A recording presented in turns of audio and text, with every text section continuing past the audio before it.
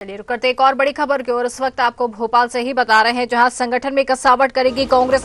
3 साल से पद पर जमे पदाधिकारियों का होगा परफॉर्मेंस रिव्यू। जिलाध्यक्षों और ब्लॉक अध्यक्षों की सक्रियता की होगी समीक्षा। निष्क्रिय बुजुर्ग और बीमार नेताओं की जिम्मेदारी, पदों से छुट्टी तय। ये बड़ी खबर इस वक्त भोपाल से बता रहे हैं, जहां संगठन में कसावट करेगी कांग्रेस। 3 साल से पद पर जमे पदाधिकारियों का होगा परफॉर्मेंस रिव्यू। जिलाध्यक्षों और ब्लॉक अध्यक्षों की सक्रियता की होगी समीक्षा। निष्क्रिय बुजुर्ग और बीमार नेताओं की जिम्मेदारी, पदों से छुट्टी अब तय।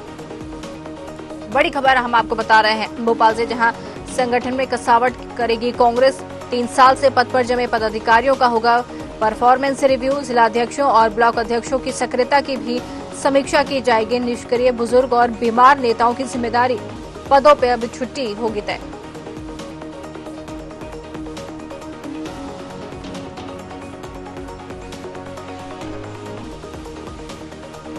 बड़ी खबर इस वक्त आपको बता रहे हैं भोपाल से, जहां संगठन में कसावट करेगी कांग्रेस। 3 साल से पद पर जमे पदाधिकारियों को होगा परफॉर्मेंस रिव्यू। जिलाध्यक्षों और ब्लॉक अध्यक्षों की सक्रियता की होगी समीक्षा। निष्क्रिय बुजुर्ग और बीमार नेताओं की जिम्मेदारी, पदों से छुट्टी अब तय है। तो ये बड़ी खबर हम आपको बता रहे हैं भोपाल से, जहां संगठन में कसावट करेगी कांग्रेस।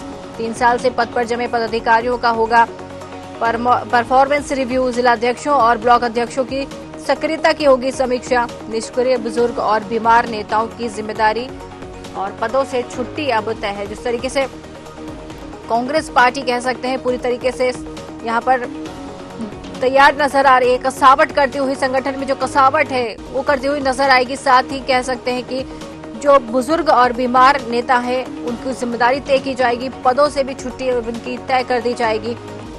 जिलाध्यक्षों और ब्लॉक अध्यक्षों की सक्रियता की भी अब यहाँ पर समीक्षा की जाएगी। बड़ी खबर हम आपको बता रहे हैं भोपाल से। तो ज्यादा जानकारी लेंगे हमारे संवाददाता सत्यम शर्मा से। जी सत्यम, जिस तरीके से यहाँ पर संगठन में कसावट करने की तैयारी कांग्रेस की तरफ से की जा रही है, क्या जानकारी है?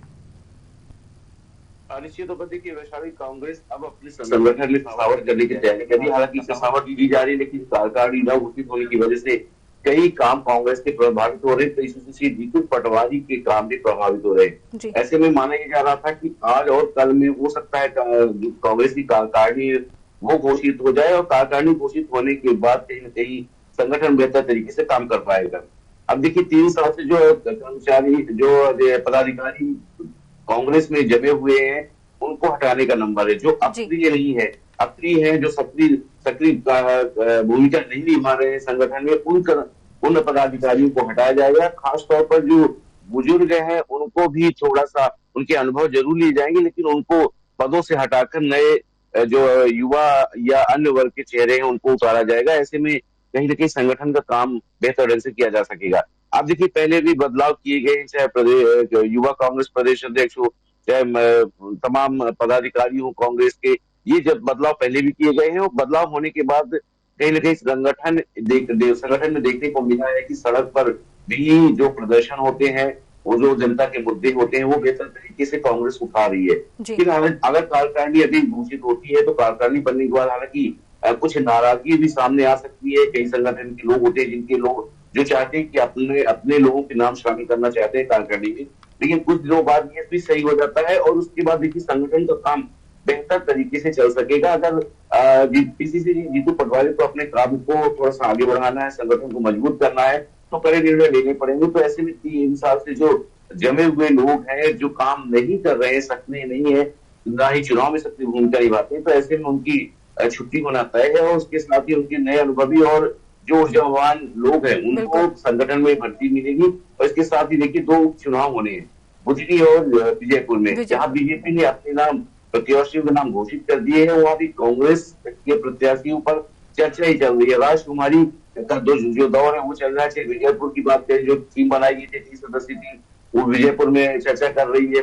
इसके साथ साथ ही बुधनी में 37 सदस्यीय टीम बनाई गई थी। शैलेंद्र पटेल, सज्जन सिंह वर्मा, तमाम सारे लोग यहाँ पर शामिल थे, अरुण यादव, तो इनकी भी जो है चर्चा कर रही है। कब तक ये प्रत्याशी घोषित होगी? क्योंकि उपचुनाव में जहाँ बीजेपी को इतना वक्त नहीं लगता क्योंकि उनकी तैयारी रहती है। उपचुनाव में उनके तो रमाकांत भार्गव जिनको उतार के पहले ही उनके पोस्टर रिलीज हो गए थे, और रमनकांत साहब का कुछ नतीजे भी मिल गया। तो ऐसे में कांग्रेस को एक समय वक्त से ये कांग्रेस का जो भी प्रत्याशी होगा उसको प्रचार करने में, तो अगर समय रहती कांग्रेस अपना प्रत्याशी चुन लेती है, नाम की घोषणा करती है, तो कहीं ना कहीं कांग्रेस संगठन को भी बुधनी और विजयपुर में प्रचार प्रसार करने में कहीं की सहायता मिलेगी और इससे कांग्रेस को कुछ न कुछ मजबूती मिलेगी।